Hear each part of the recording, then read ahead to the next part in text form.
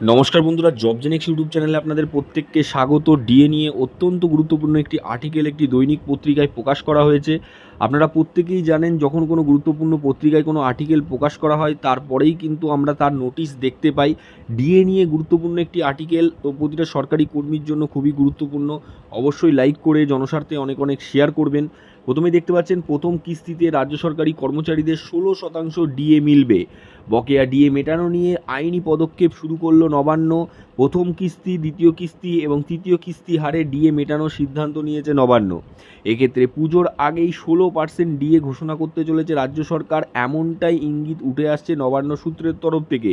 অবশেষে হাইকোর্টের রায়কে মান্যতা দিয়ে, হাইকোর্টের রায়কেই মেনে নিয়ে সুপ্রিম কোর্টে আর না লড়ে শেষ পর্যন্ত ডিএ মেনে নিল রাজ্য সরকার।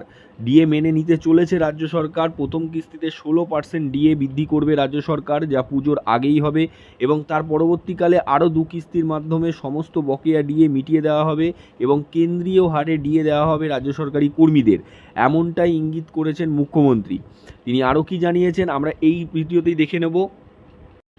আন্দোলনের জেরে হার স্বীকার করেছেন মুখ্যমন্ত্রী, কেন্দ্রীয় হারে বকেয়া ডিএ দেওয়ার সিদ্ধান্তকে তিনি মেনে নিয়েছেন।